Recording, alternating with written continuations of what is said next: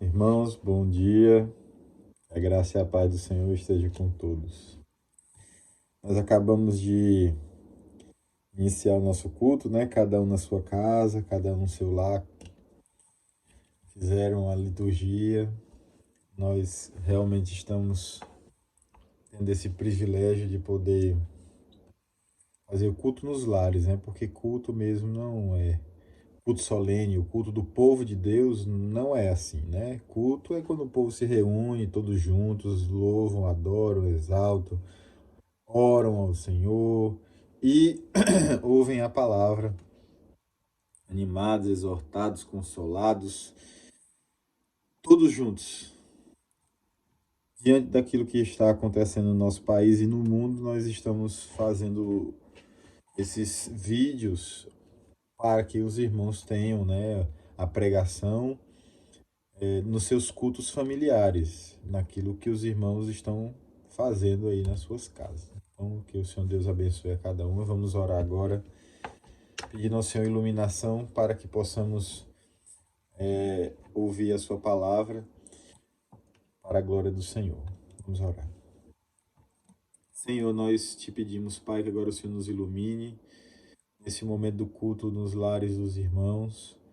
Ó Deus, que eles possam ouvir esta palavra e no seu coração haja ânimo, revigorar do ânimo, Senhor, em nome de Jesus. Amém.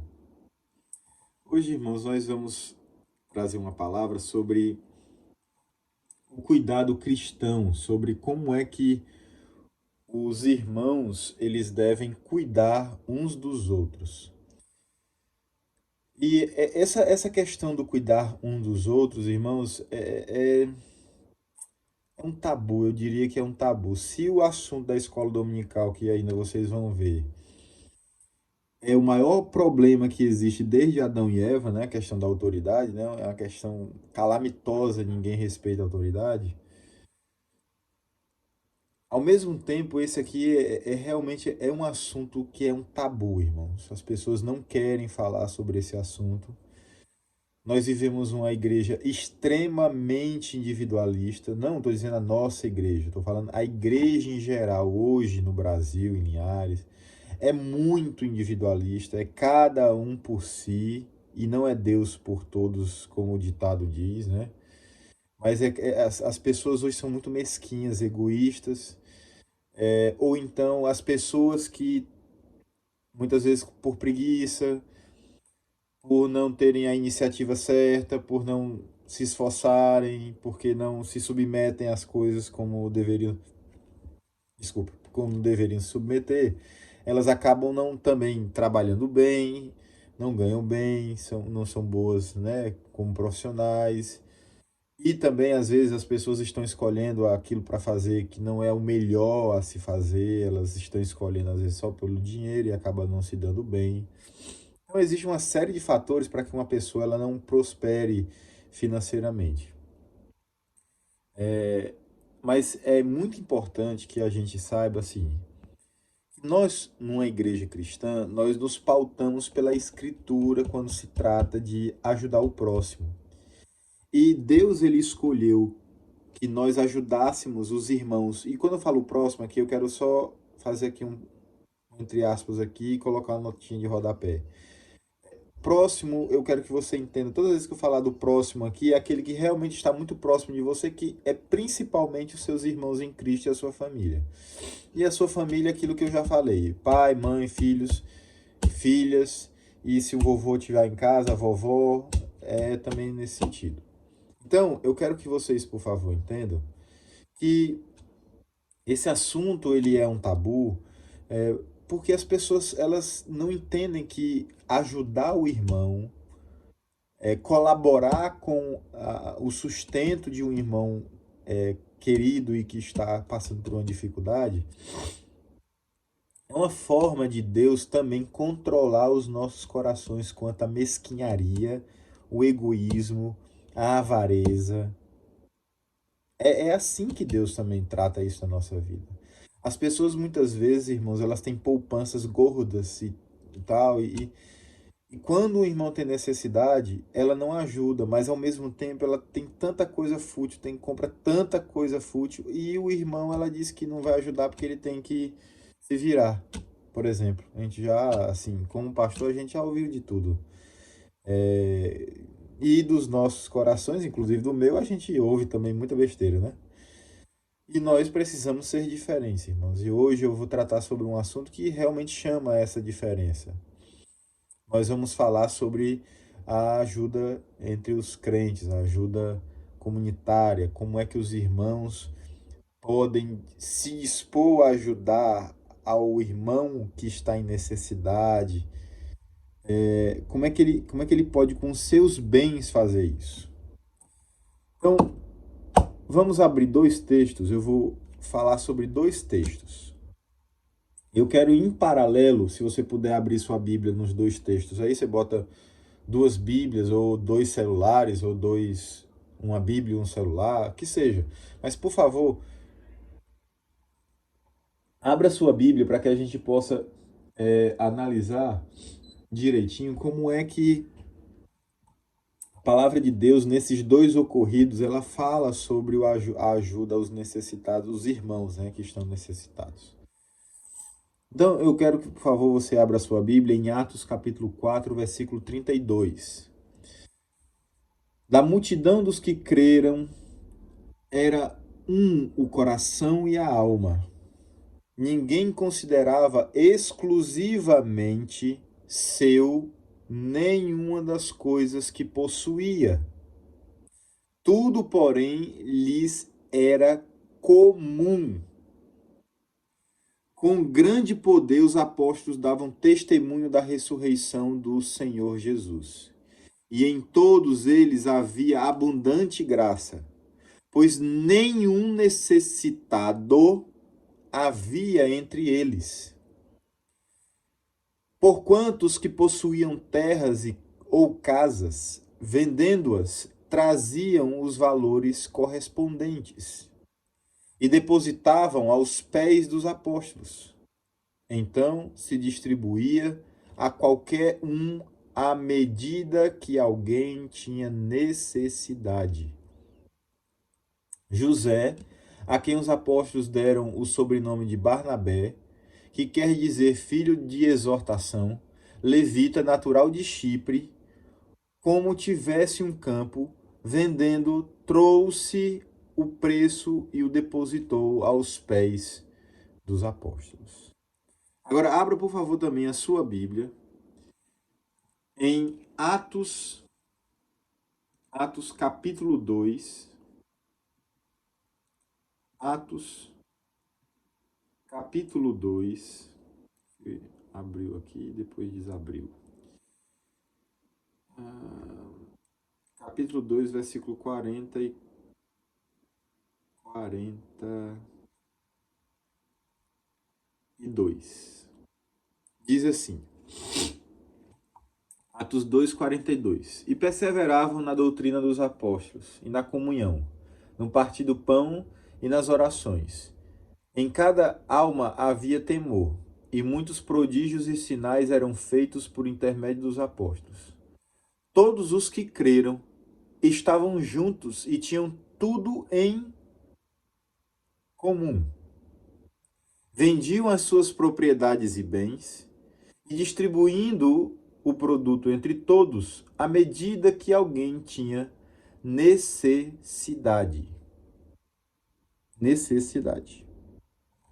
Então, irmãos, nos dois casos aqui, nós estamos vendo a palavra do Senhor Deus nos revelando que existia um cuidado comum entre aqueles irmãos. Eu quero lembrar a todos vocês que a palavra de Deus nos diz que nesse período havia uma grande perseguição promovida pelos judeus contra a igreja, contra o povo que estava seguindo o Senhor Jesus Cristo. Simplesmente eram crentes no Senhor Jesus Cristo. Muitos estavam sendo perseguidos, espalhados. Os apóstolos sendo exortados a não pregarem que Jesus Cristo ressuscitou. E aquela velha e conhecida frase que todo mundo já conhece, que é Antes importa obedecer a Deus do que aos homens. Foi proferida pelo apóstolo Pedro diante das exortações aos apóstolos por parte das autoridades. Nós sabemos, como nós já estudamos e vamos de novo ver hoje, que ninguém deve obedecer uma autoridade se essa autoridade estiver mandando você pecar, fazer coisas que não sejam da vontade de Deus. Então, irmãos, é muito importante que você possa perceber que muitos irmãos naquela época estavam passando por muitos apertos.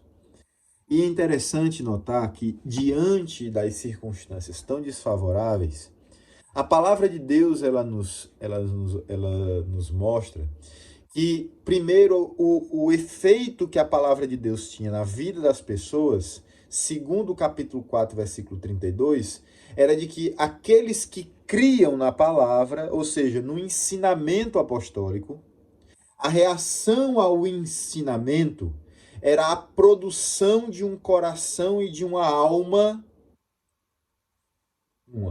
a produção de uma alma no meio de todos, de um coração no meio de todos. E como eu disse aqui na introdução, o individualismo está matando as igrejas. Se por um lado você tem no Estado a concentração do poder, né, as pessoas querendo concentrar poder, querendo colocar tudo para o Estado, as suas responsabilidades pessoais, por outro lado, na igreja você vê uma preponderância do individualismo, onde nós não vemos as pessoas se disporem com os seus bens para ajudar um irmão carente. As pessoas normalmente pensam que essa é uma obrigação só da igreja no sentido de instituição, no sentido de conselho da igreja. Ah, não, o conselho da igreja tem que pegar do dinheiro do dízimo e da oferta e ajudar os irmãos carentes. Isso é uma parte da verdade, não é toda a verdade. Nós vemos pessoas crentes que às vezes nasceram na igreja, mas que continuam e insistem com pensamentos completamente anticristãos a respeito desse assunto. Por quê? Porque se tem uma coisa que uma cultura socialista, se tem uma coisa que uma cultura como a nossa no Brasil, de grande intervencionismo estatal, produz nas pessoas, é a falta de empatia pessoal, é a falta de um investimento pessoal na vida dos outros. Foi feito um estudo por um centro de pesquisas sociológicos que eles colocavam uma pessoa para fingir um ataque cardíaco no meio da rua em Moscou e em Nova York. Em Moscou, a pessoa tinha um ataque cardíaco, ninguém chegava perto. As pessoas olhavam para aquilo e diziam assim, não, alguém vai socorrer, o Estado vai chegar aqui. Já por outro lado, você ia em Nova York, caía no chão, todo mundo queria te ajudar. Já chamavam a polícia, já chamavam o bombeiro, se tinha um médico, ia para cima, por causa da ética que nós temos de cuidado com o próximo. No entanto, num país onde as pessoas não nascem cristãs e com a ética cristã, o que muitas vezes ocorre? Elas continuam a nutrir uma série de procedimentos na vida delas, uma série de visões, uma série de entendimentos sobre diversas áreas da existência humana que ainda estão cativas a um pensamento secularizado, ainda estão cativas ou estão cativos a um tipo de visão de mundo que o Estado é que provê socorro aos necessitados. E isso não é o bíblico. Isso não é aquilo que Deus ensina. O que Deus ensina na sua palavra é que os irmãos, quando eles creem no Senhor, a vida deles, começa a ser influenciada por tudo aquilo que a Bíblia diz sobre aquelas várias áreas da existência dele. Se ele tinha uma ética no trabalho, hoje ele não tem mais essa ética se ele é um crente. Se antes ele tinha uma forma de encarar o cuidado para com o irmão, o cuidado para com o próximo, hoje ele já encara isso de uma maneira diferente. Por quê? Porque Deus tem mandamentos e ensinamentos que percorrem, que abrangem, que se espraiam a todas as áreas da vida do ser humano. Cristo, Deus, nosso Pai Celestial, o Espírito Santo, todas as três pessoas da Trindade, elas estão aqui para nos mostrar que nós devemos nos preocupar com aquele que é semelhante a nós, como o próprio Deus, ele se compraz, se compadece, como o próprio Espírito Santo usa, fortalece. Veja, o próximo, ou seja, primeiro cuidado é entre as próprias pessoas da Trindade. O segundo cuidado, ele se estende das pessoas da Trindade para alguns dos seres humanos a quem Deus escolhe para a salvação. Mas para todos os seres humanos, quando faz vir chuvas sobre bons e maus, porque a plantação de um homem ímpio cresce e a plantação de um homem crente cresce. Deus, em alguma medida, ele está cuidando de uma forma geral de todos aqueles que estão nesse mundo. Então, irmãos, é evidente que Deus quer que nós cuidemos do próximo. Em especial, Deus quer que nós cuidemos de nós mesmos, dos nossos parentes e dos nossos irmãos como uma família só.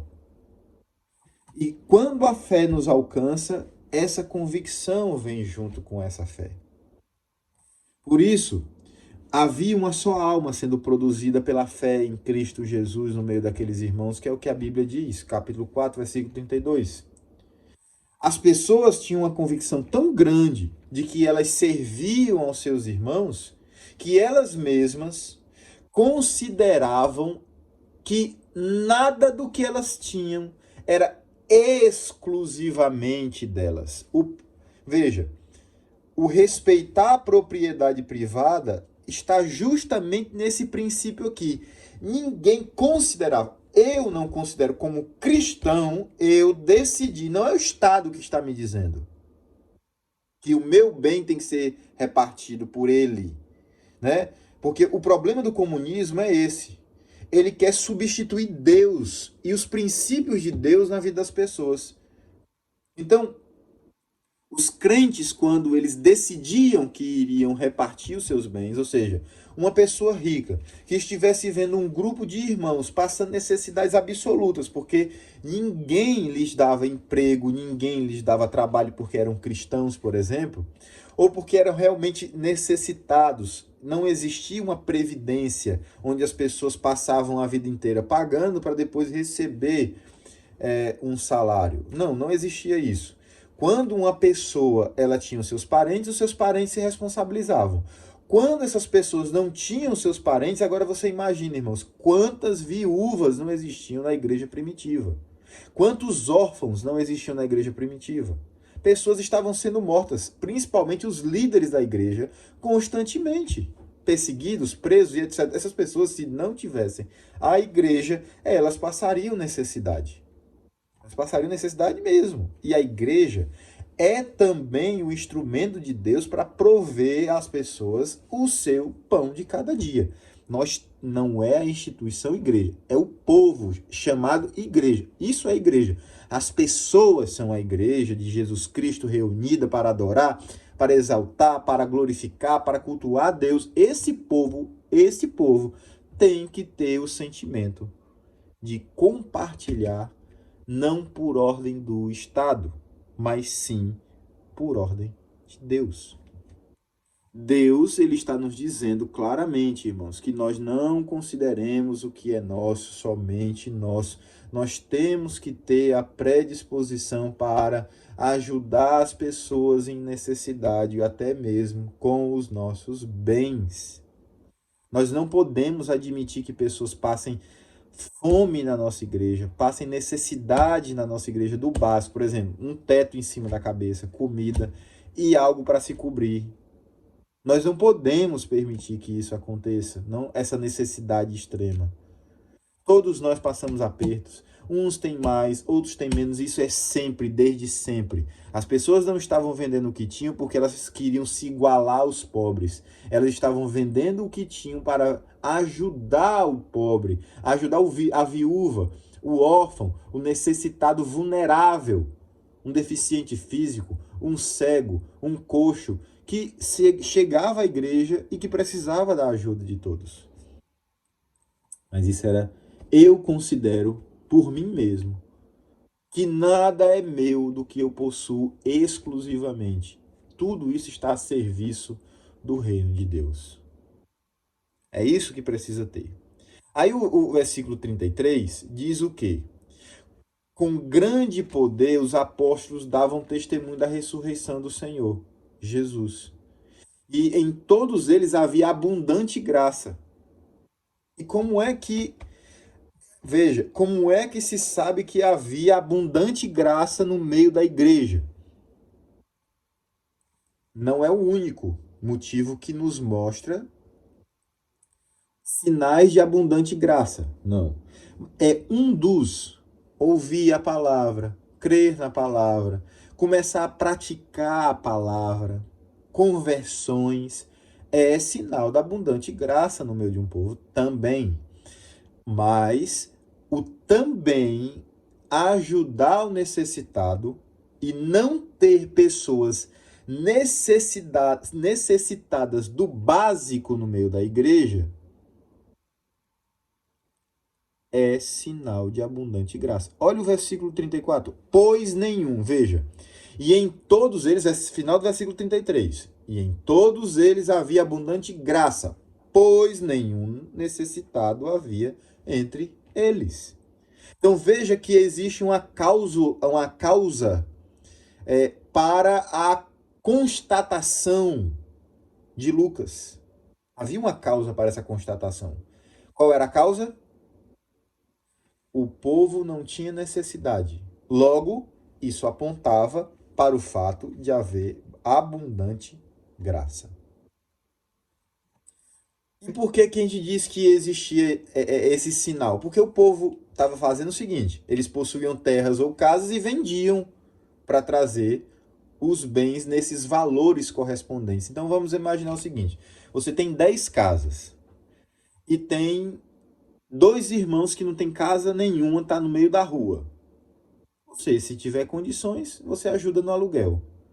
Mas se nós precisarmos, irmãos, abrigar essas pessoas juntas, todos reuniam o que tinham. Ou é porque eu estou dando um exemplo aqui que na nossa época é um pouco diferente. Mas não eram duas pessoas, eram muitas pessoas necessitadas. Então você tinha que vender uma dessas suas duas casas e dar para aquela grupo de pessoas comerem, se alimentarem, se vestirem, quem sabe arrumar um abrigo para essas pessoas. E isso não é incomum quando se fala de construção de locais de culto. Muitas pessoas, para construir locais de culto, elas dão bens e tudo mais. Isso não é tão frequente quando a gente fala de pessoas que estão passando necessidade na igreja. Às vezes as pessoas estão passando necessidades realmente absolutas, graças a Deus na nossa igreja. Nós ainda não temos pessoas que estejam, mesmo com essa crise, passando nenhum tipo de necessidade absoluta, mas quando isso acontecer, se vier a acontecer,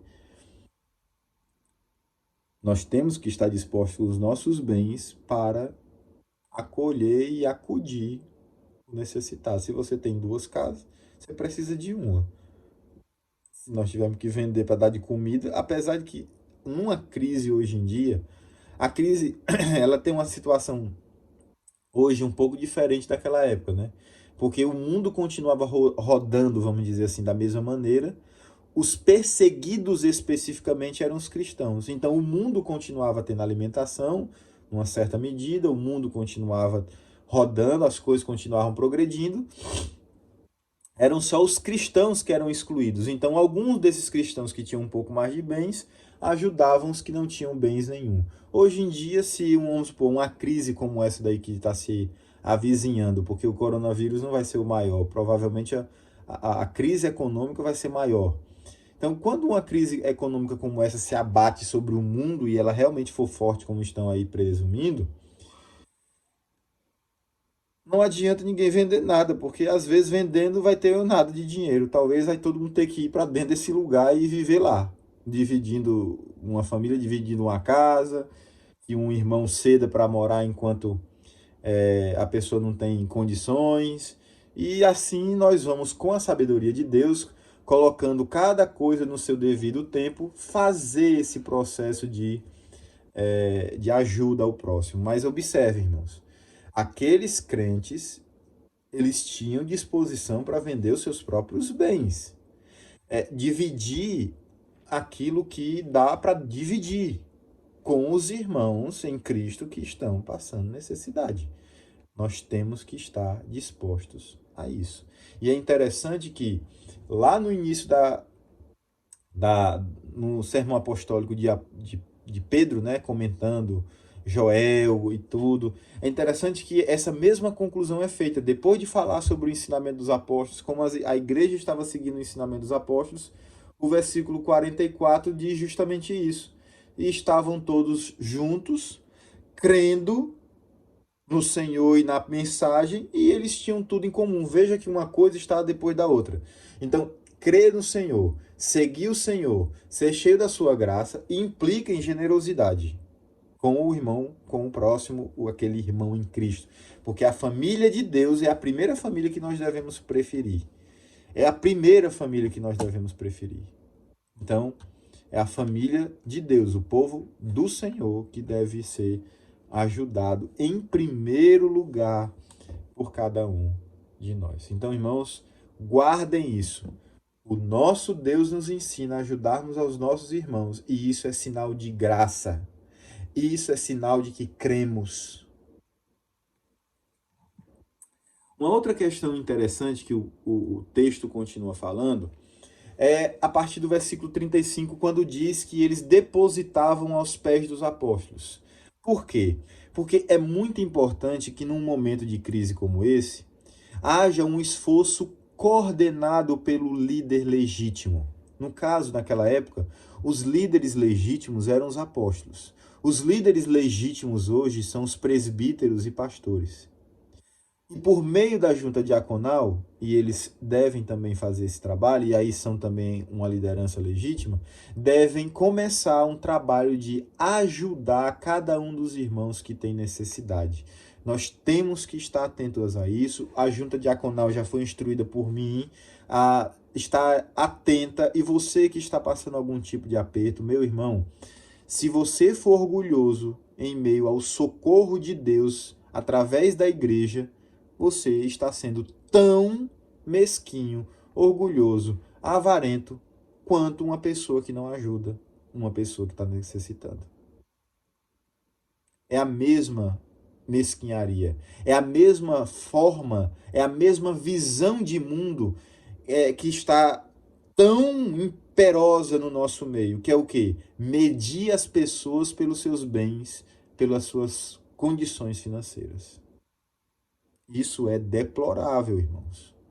Ninguém pode ser medido, nem por menos e nem por mais. Ninguém deve ser tratado melhor ou inferiormente por causa de sua condição financeira. Se uma pessoa ela está tendo dificuldades financeiras, ela não pode se medir por esta necessidade e, pelo contrário, sem o orgulho dessa medição, deixar-se ser ajudada pelos que têm condições de ajudar. Por isso, biblicamente falando, a igreja deve destinar 10% de suas rendas para o socorro dos necessitados, para viúvas, para órfãos, para inaptos, para inválidos e etc. E o restante são ofertas da igreja para o auxílio e o sustento dos necessitados. Dois exemplos que a própria Bíblia nos coloca.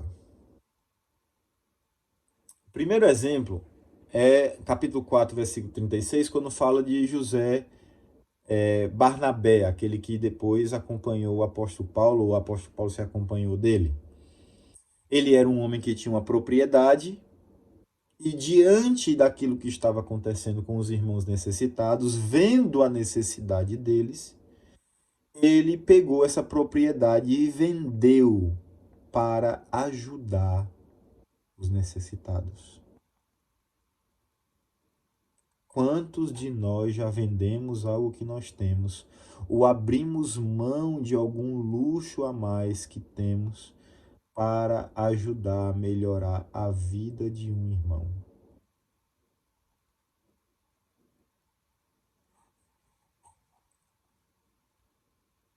Eu fico triste, irmãos, porque isso não é comum entre nós.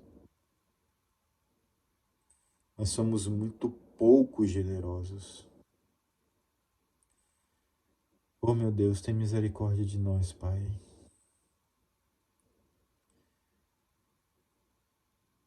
E aí vem Ananias e Safira. Ananias e Safira foi aquele exemplo muito típico que Jesus Cristo deu, né? Imagine um pai com dois filhos e você dá a ordem a esses dois filhos que eles cumpram uma determinada tarefa. Um deles salta à frente e diz logo: não vou fazer. E diz que vai desobedecer. O outro diz que vai obedecer, que está pronto para fazer e etc e tal, mas no final das contas não faz. O que tinha dito que não ia fazer, põe a mão na consciência e diz assim: diante do Senhor eu não posso fazer isso. E vai lá e cumpre a vontade do Pai. O Senhor Jesus Cristo depois pergunta aos fariseus: qual dos dois realmente obedece? Qual dos dois realmente estão justificados diante do seu Pai? Então, queridos, aqui nós estamos diante de um exemplo como esse. Ananias e Safira, vendo o exemplo de Barnabé e vendo tantos outros exemplos, foi e fez o mesmo. Disse que ia pegar uma propriedade, vender e dar aos pobres da igreja, por meio dos apóstolos. Veja como é que são as coisas, né, irmãos? Então parecia que eram pessoas espiritualíssimas, porque não adianta só dar, queridos. Eu já falei sobre isso, sobre essa questão de dizimar e ficar com controle remoto querendo controlar como é que tem que ser gasto o dízimo. Isso é pecado. Continua roubando, continua sendo um não dizimista, porque não está dizimando. Está, na verdade, pagando uma mensalidade e como um sindicalista está cobrando a aplicabilidade desse recurso. É igual, da mesma forma, o tributo. Você tem que dar o tributo justo, Deus é que vai cobrar o governante que usa de maneira errada, nem que seja no inferno. Então, por favor, irmãos, tenham o discernimento. Tenham o verdadeiro discernimento. Cumprir a vontade de Deus não é uma coisa só que se faz externamente, mas se faz interiormente. Aqui nós estamos vendo pessoas se declarando para fazer algo só da boca para fora. Aí o que eles fizeram? Veja como é que o texto diz, capítulo 5, versículo 1. Por favor, me acompanhe. Entretanto, certo homem chamado Ananias, com sua mulher Safira, vendeu uma propriedade. Mas, em acordo com sua mulher, reteve parte do preço e, levando o resto, depositou aos pés dos apóstolos. Então disse Pedro: Ananias, por que encheu Satanás teu coração para que mentisses ao Espírito Santo, reservando parte do valor do campo? Então, veja que, ao contrário dos outros que, ouvindo o evangelho, ouvindo a palavra apostólica, o ensinamento apostólico, essa palavra que foi ao ouvido desceu para o coração. No coração, ela tomou a vida dos homens de tal maneira que isso pode ser dito que eles creram. E a graça de Deus superabundou na vida deles. Superabundando a graça de Deus, diante daquilo que Deus estava fazendo com eles, eles tomaram a decisão: não vamos deixar ninguém passar necessidade. Ananias, ao contrário, foi o seguinte: ele ouviu aquilo, vendo que os outros estavam fazendo o mesmo, ele, não pelo motivo certo, mas porque está vendo os outros fazerem, e quer se aparecer, como muitos fazem na igreja, o que ele fez? Foi lá, movido por Satanás. Olha o que Pedro diz aqui no versículo 3, do capítulo 5. Encheu Satanás teu coração. Provavelmente uma pessoa no meio da igreja que estiver sendo movida por Satanás e por inveja daquilo que os outros estavam fazendo para não ficar de fora, foi lá e disse que ia fazer o mesmo sem estar com o coração em Deus. Aí então, sem estar com o coração em Deus, mas movido por Satanás, ele vende a propriedade e tira uma parte e chega para os apóstolos e diz: tá aqui é tudo. E o que, que aconteceu? Todos nós já sabemos. Ele foi fulminado. Olha as perguntas de Pedro no versículo 4. Conservando ou porventura não seria teu? Quem foi que mandou você vender? Totalmente contrário do que os teólogos da prosperidade fazem, né? Insiste para você vender propriedades, insiste para você vender um carro, insiste para você vender um terreno, insiste para você vender uma casa para dar para a igreja, para dar para eles. Não. O que o apóstolo está dizendo aqui é o seguinte: se a propriedade continuasse lá do jeito que ela estava, ela não seria sua. Se você tivesse vendido sem dizer que ia dar para o recurso lá que precisa para os pobres, para os necessitados da igreja, o dinheiro não seria seu?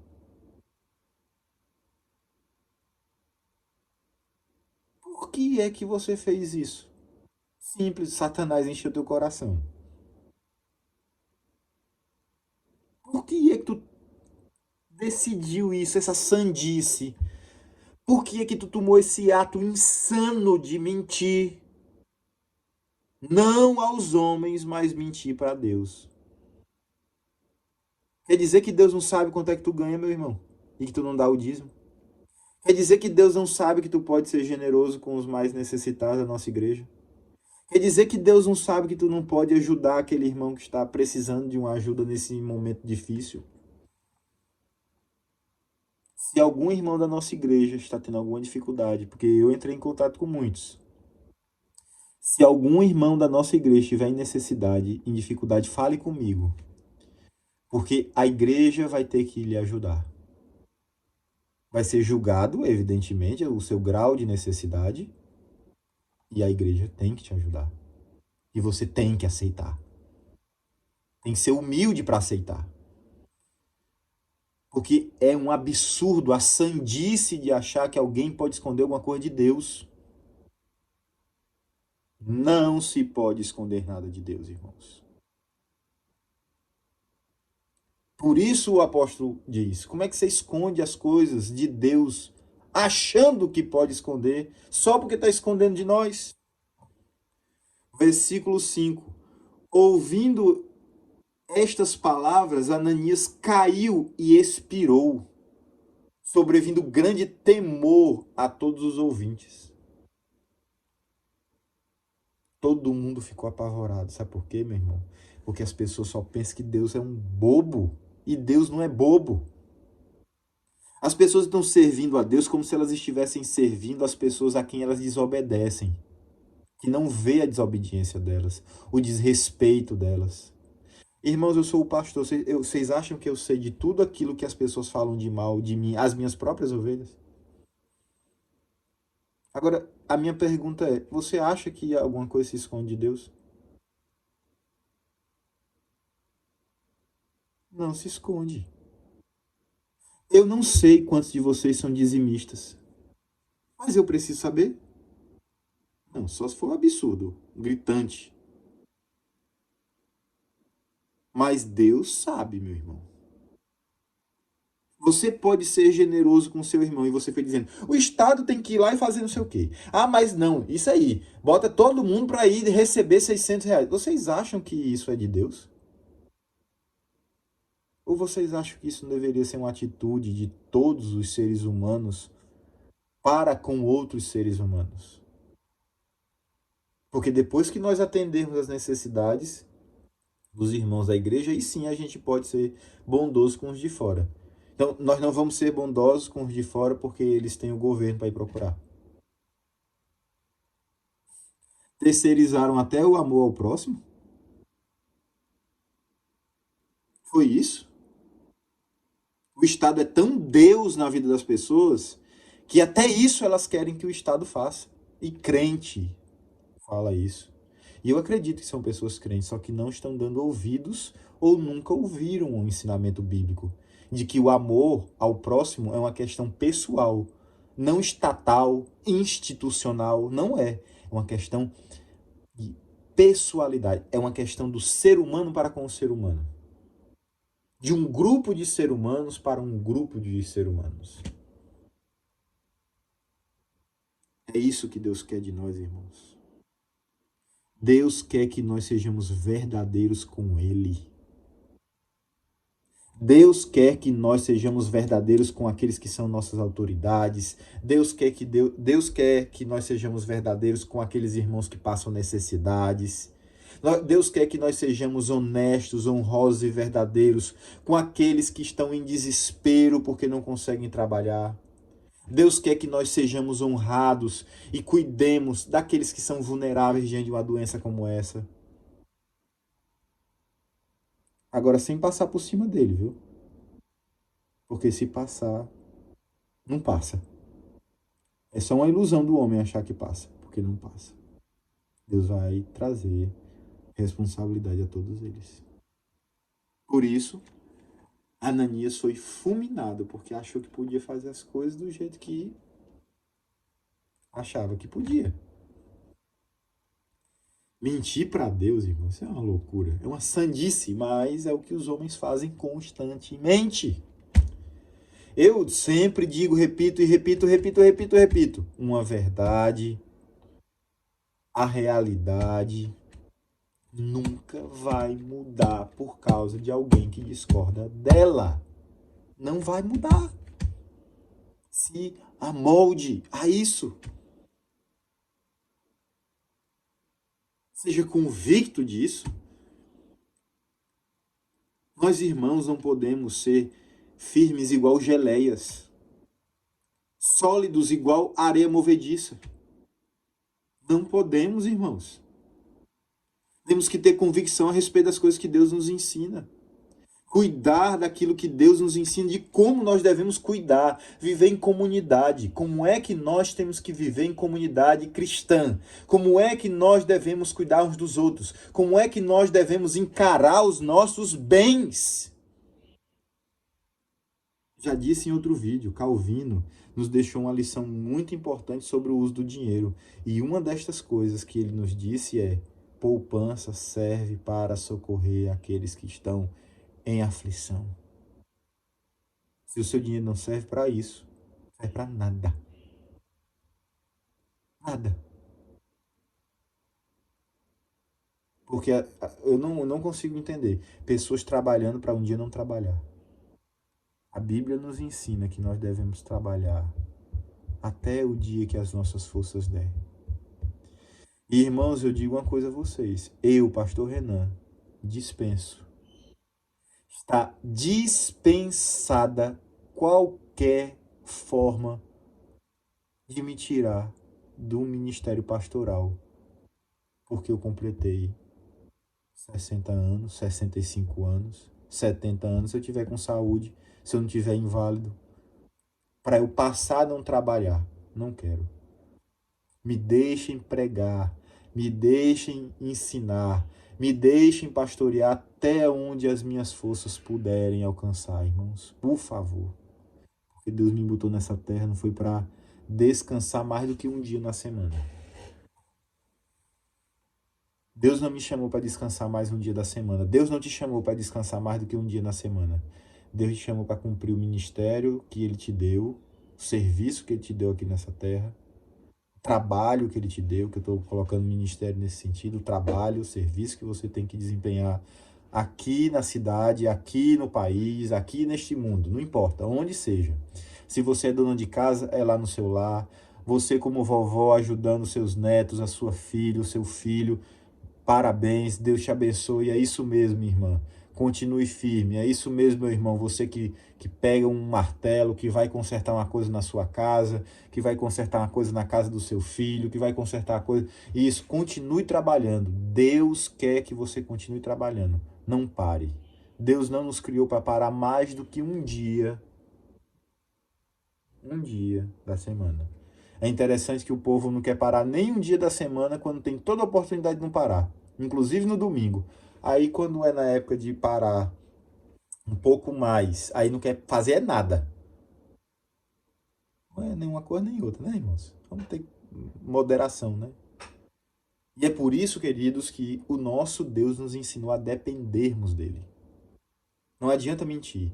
Dependa de Deus. Vivam em honestidade na sua comunidade. Viva em amor com a sua comunidade, com o povo, que é a sua família na fé. Os da família da fé têm que ter prioridade nas nossas orações, no nosso cuidado. Você ligou hoje para algum idoso, como eu pedi? Eu perguntei no grupo, irmãos, o grupo da nossa igreja é estranho, né? Porque eu faço algumas perguntas simples ou tento interagir de uma forma simples com vocês sobre algum ensinamento e muitos interagem, até às vezes me procuram no pessoal para não ficar enchendo o grupo de mensagens, mas muitos outros não interagem, irmãos.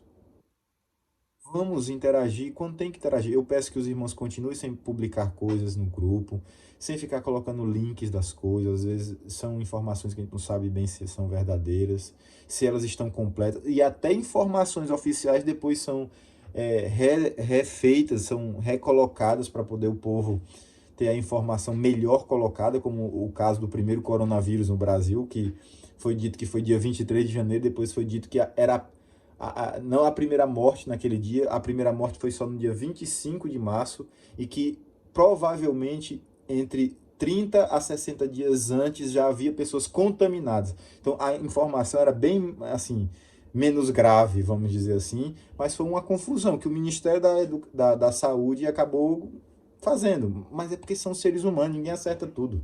São autoridades legítimas, graças a Deus estão fazendo o que podem, de acordo com o que a cabeça alcança. Então, eu estou dando só um exemplo aqui para que a gente não fique postando coisas lá. Mas, irmãos, quando for o estudo bíblico, quando for as pregações, quando for uma coisa que eu estou colocando como devocional, se você quiser dizer amém, glória a Deus, aleluia, quiser me fazer uma pergunta, faça, meu irmão. Vamos cuidar uns dos outros. Se você tem uma necessidade, ó, irmão, estou precisando de tal coisa, fala comigo. Aí eu boto no grupo. Que aí eu digo, olha, o irmão fulano de tal está precisando de tal coisa. Aí você entra em contato com ele, os outros entram em contato. Vamos nos ajudar, irmãos.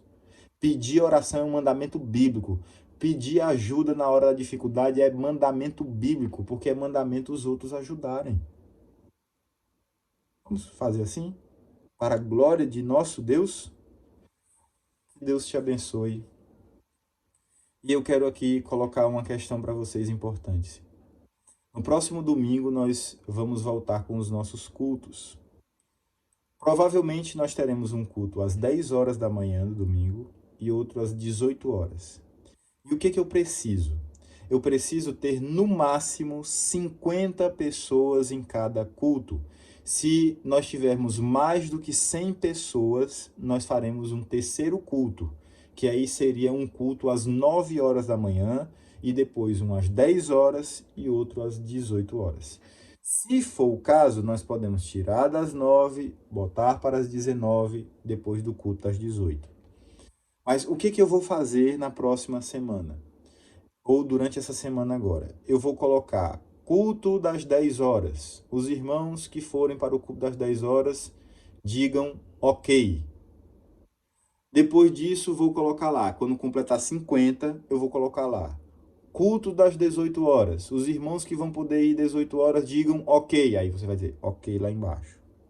Se eu ver que ainda tem pessoas necessitadas pelo culto, eu vou até falar com o conselho se a gente deve priorizar ou o das 18 ou o das 9 horas. Aí eu vou abrir mais um horário de culto e nós vamos lá ser chamados a dizer ok até completar 50. Se depois disso ainda tiver mais necessidade, nós vamos para mais um quarto culto até que se complete o número de todas as pessoas que estarão em vários horários nos cultos. Lembrando que nós temos 250 membros, automaticamente, se nós excluirmos aí idosos e pessoas que são grupo de risco, nós estaremos excluindo aí mais ou menos umas 50 pessoas, 70 pessoas, entre 50 e 70 pessoas. O resto da igreja, ela deve ir aí o culto à igreja normalmente e os demais assistirem um culto por meio das redes sociais, por meio do YouTube, por meio do WhatsApp.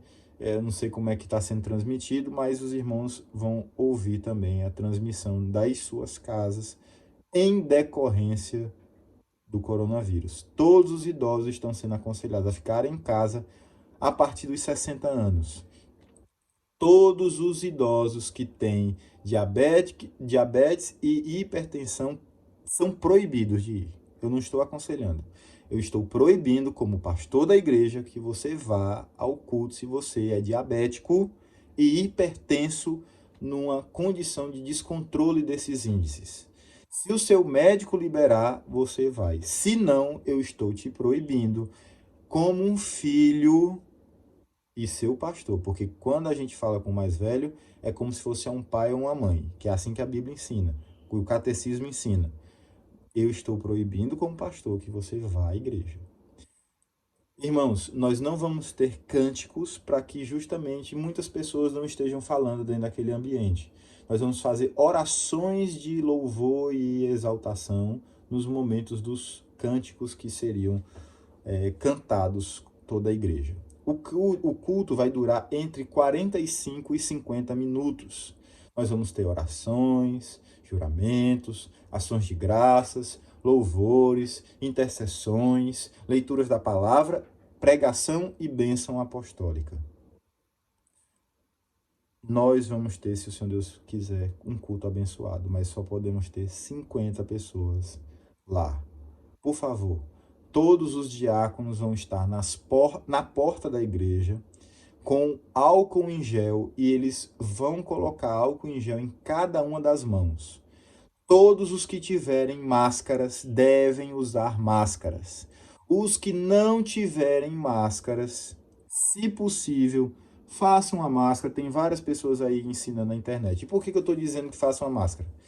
Esse é um consenso, irmãos. Eu não estou falando aqui sobre coisas que não é consenso. Há um consenso entre todas as partes a respeito de quarentena mais dura, quarentena mais leve, distanciamento social, que são termos diferentes que as pessoas discutem sem nem saber. Mas todas as pessoas estão com uma conclusão sobre isso. Em ambientes públicos que aglomera-se um número de pessoas, mesmo que baixo, a gente está fazendo dentro da segurança, o governo diz 100 pessoas, nós estamos fazendo com 50. É bom que cada banco seja ocupado por 3 ou 4, ou no caso, uma família mais 2 pessoas. A família deve ficar perto, não deve deixar tem que ficar distante um do outro, 2 metros mais ou menos. Mas é consenso. Pessoas que estão em ambientes assim, seria bom que elas usassem máscara. Se não tiver, não tem problema, fica distante. Todos os irmãos que estiverem com algum sintoma um pouco doentes, um pouco gripados, mesmo que não seja a doença e tal doença, fique em casa que é melhor. Porque assim você se previne até às vezes de pegar a doença e agravar o seu problema. Todos nós seremos contaminados com essa doença. Todos, ninguém será isento dela. A tentativa é que isso aconteça de uma maneira menos drástica e menos pessoas ao mesmo tempo.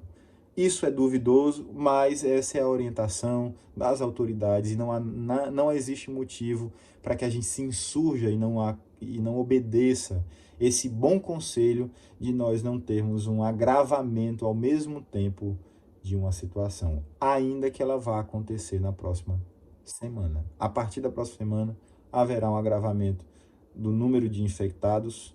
Se o Senhor Deus permitir, não haverá tantas mortes e certamente glorificaremos a Deus, como sempre, em toda e qualquer circunstância. Senhor Deus, abençoa esse povo que está aqui reunido. Senhor, abençoa esses irmãos reunidos em seus lares. Senhor, que eles atendam, Senhor, ao chamado para cuidarmos uns dos outros. Em nome de Jesus. Amém.